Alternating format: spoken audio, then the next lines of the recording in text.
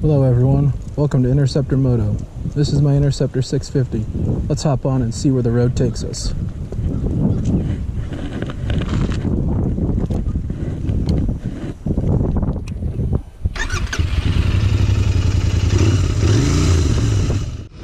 Hey everyone, thanks for taking time to watch my video. Today's video is from my ride on April 24th, 2024. This is the first ride I took after adjusting the valves and the oil change. Today's video is going to be kind of covering my 6 months of ownership, not really reviewing the bike, but just kind of my thoughts on being a beginner to riding motorcycles.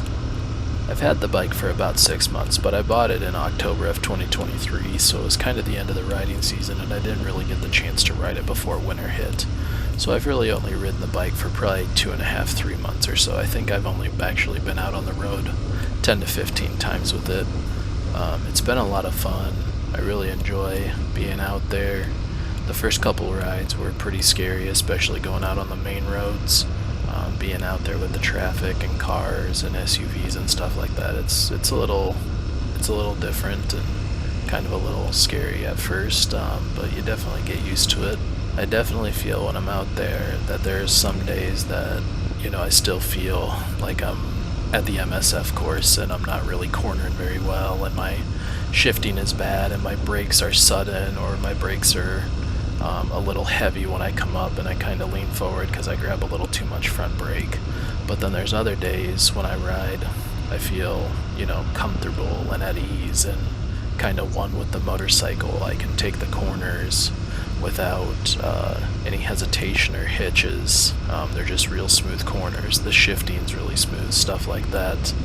On the note of shifting, since the oil's been changed and stuff like that, I definitely noticed the shifting's gotten a lot smoother than when I first got the bike, so that's been a nice change of pace. I think one of the first things that I didn't realize at the beginning, even though they kind of tell you in the MSF course and reading online, obviously with the wind, even if there's no wind out there, it's still going to be chillier when you're riding the bike. And when I first started riding last fall, I think my first ride was the end of October, the first week of November, and it was probably 45, 50 degrees out, but it was overcast, it wasn't sunny. And the first ride, I probably only made it about 5 miles or 30 minutes of ride time because my gloves, they're mainly meant for summer and warmer weather, and my hands were probably frostbit. They're probably pretty close to frostbit. I was not anticipating my hands getting that cold. My chest was a little bit cold. I have a kind of a summery jacket, so it's not really meant for cold weather, but I had long sleeves on underneath and my chest didn't get that cold. My legs were fine. I had boots on, my feet were fine, they weren't cold, but my hands were ungodly cold, and I was not expecting that when I first started riding. So getting out of the spring and kind of crummier weather of Iowa, now that we're getting closer to summer, it's much appreciated to be riding in warmer weather for my hands. I also picked up a couple different pair of gloves. You might notice that in some of my videos I have different gloves on, so that's been also really helpful. I have they're kind of like a gauntlet pair. Those are really nice to have when it's 45, 50 degrees out. I can ride for hour and a half, 2 hours, and honestly I don't even stop because my hands get cold. That's just the end of the ride. So those gloves have been really helpful when it's been colder out to ride and keeping the wind off my hands. I looked at heated grips or heated gloves and stuff like that, but I don't think I'm going to worry about that right now just because I don't plan on riding when it's much colder than 45 or 50. One, if there's snow or has been snow, the roads are going to be garbage because of all the salt and stuff that gets laid down on the roads, so I don't really want to have to deal with that on top of dealing with the cold. So I think I found a good pair of gloves that really work for the spring, so I'm going to continue on with those, and they've been really helpful. When I ride, I do wear full gear. I have a full face helmet, gloves with palm sliders on them. I have a 5-piece armored jacket. It's got armor in the elbows, the shoulders, and comes with a back pad as well. My pants have knee protectors and hip protectors on them, and I think they have some sort of Kevlar type lining for slides. My boots, they have a plate going through the heel. of them, and through the sole of the boot they have reinforced ankle protectors. They come up probably 3 inches past my ankle bone, and I feel, protected when I wear those as well. So I do wear all my gear when I'm out there riding.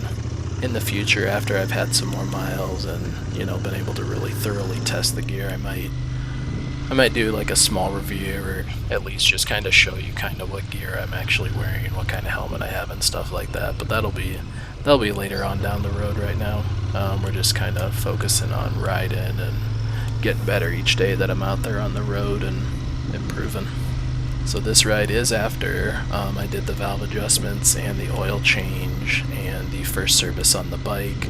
I've had the bike for a little over 300 miles now. This ride, I think I logged 25 or 30 miles, which was a good ride for after the first service. I wanted to make sure there weren't any leaks around the gasket from the head cover. Obviously no leaks from the oil filter or the bolt at the bottom of the bike for the oil, like where the drain plug is. I was hoping to put together a small video showing you the valve adjustment process, but I didn't have a good placement for the GoPro and wasn't able to capture that good of footage. I'll include some pictures in the video to just kind of show what the top cover looks like when it's off and showing you what the valves look like and stuff like that. It was a pretty tedious process. I watched a handful of YouTube videos before. The top cover was a lot harder to get on and off than I was anticipating, and the gasket was really annoying.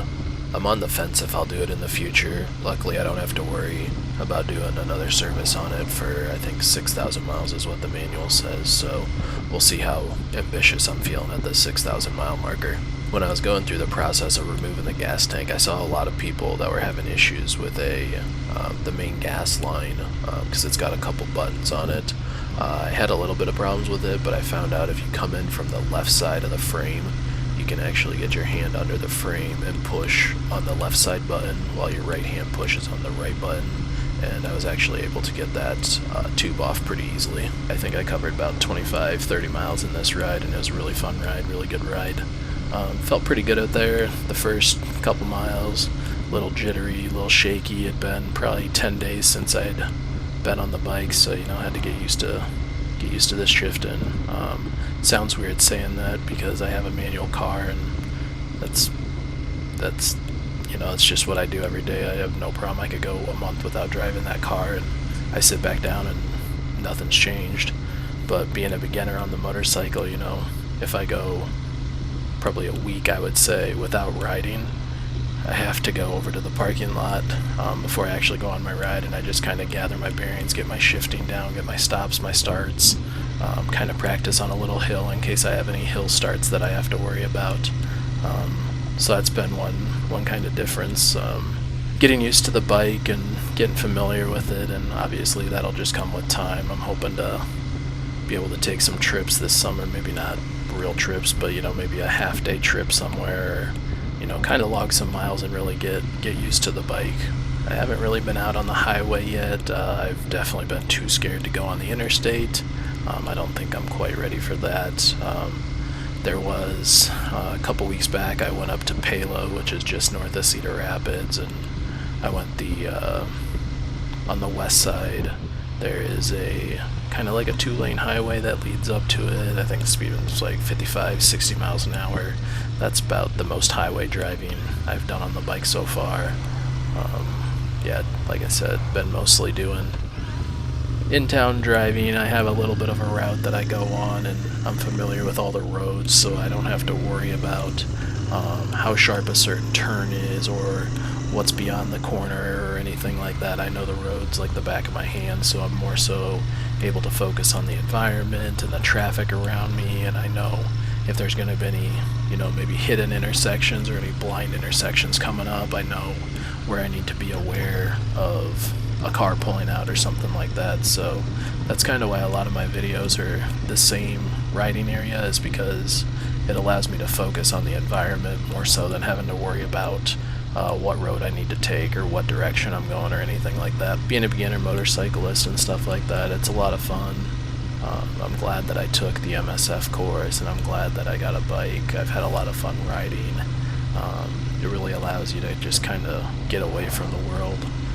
The bike I have doesn't have any technology on it whatsoever. It has a speedometer, it's got a tachometer, it's got a gas gauge, and you know, the safety stuff like lights and blinkers. There's no GPS on it, there's no nav system on it, there's no USB port to plug your phone in, none of that stuff. It's real simple, real classic. I really like it. Just allows me to focus on the riding. So the main reason I have the GoPro on is so in case there's any accidents or anything like that happens, I don't know how effective it'll be in insurance case, assuming the camera were to survive if I were to get into a crash, but that's kind of the main reason I have a GoPro on.